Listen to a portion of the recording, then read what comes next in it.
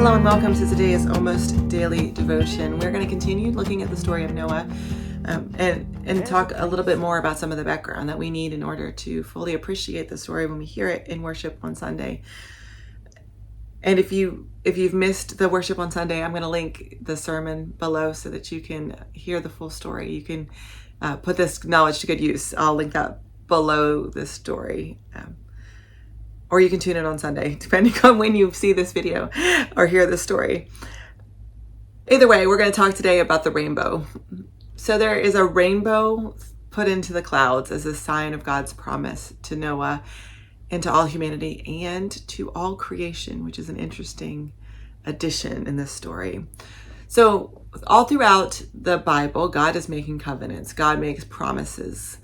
Now, covenant is not a word we use very often anymore. We don't talk about covenants as like a regular part of our lives.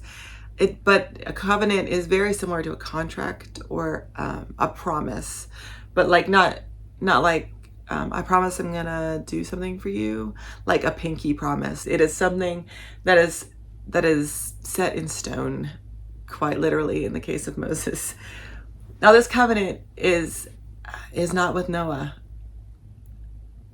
Let's listen to the story and see who the covenant is with. I am now setting up my covenant with you, with your descendants, and with every living being, with you and with the birds, with the large animals, and with all the animals. See, the covenant is with the animals and the creation and Noah. It's all of the beings. It's God acknowledging that destroying the world was not a good solution. That was not a good way to handle the situation. And so God makes a promise to all of creation and to God. God's promise to God's self not to do that again. It hurt too much. It was too hard. It caused too much destruction. Now, Bible covenants have the same pattern over and over and over again. We hear a covenant at creation. We hear this covenant in the flood story. We hear a covenant with Moses in the Ten Commandments. We hear covenants with Jesus when Jesus makes promises to come back and to offer a helper. And then we also receive covenant promises through the sacraments. Now, Presbyterians, which is the tradition that I'm part of, recognize two sacraments, communion and baptism. But they all have the same qualities. They are promises between two parties. So in this case, in the Noah covenant, it is a promise between God and creation, all creation, people, trees, rocks, birds, all of creation.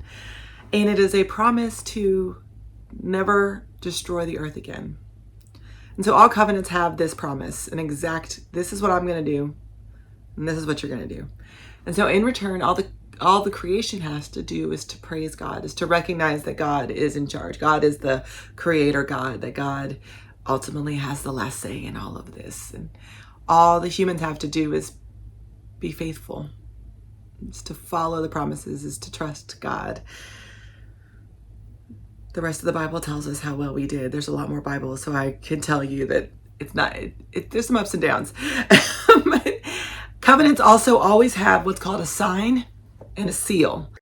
This is the symbol of the covenant. I have placed my bow in the clouds. It will be the symbol of the covenant between me and the earth. Genesis 9:13.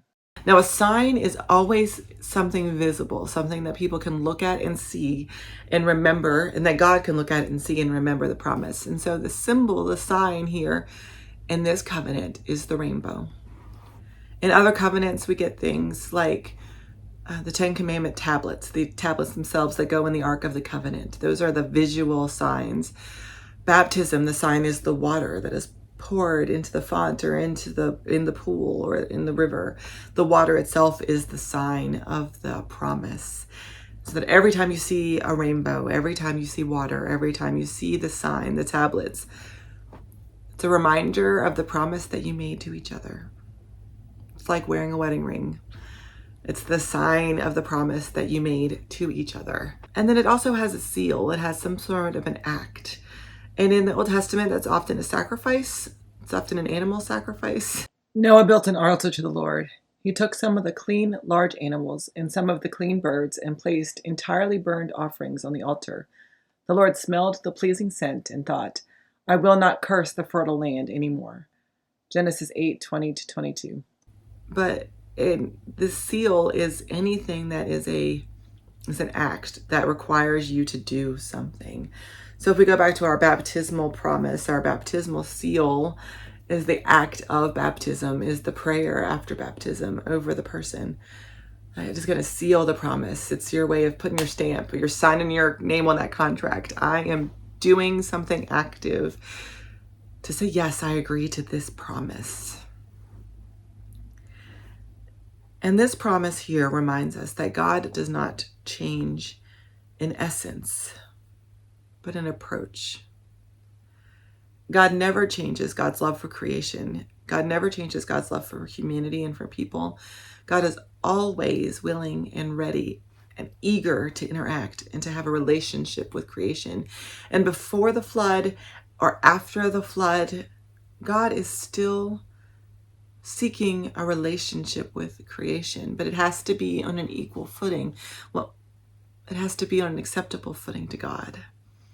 God, here in this promise in the rainbow, acknowledges that anger and destruction was not the way to go. So we have a God who continues to care for the creation, continues in essence, in its core, to be one that cares and loves for the people of God.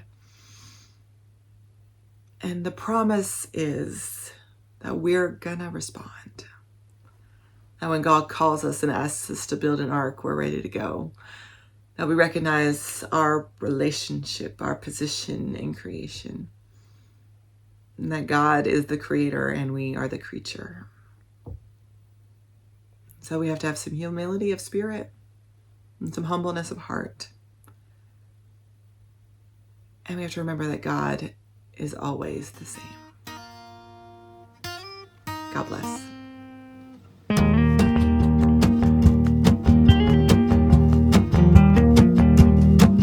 There's a place I know for certain I will someday see, when I lay down my burden and look on Galilee, way beyond the surly bonds of earth and hate and war, on a far celestial shore.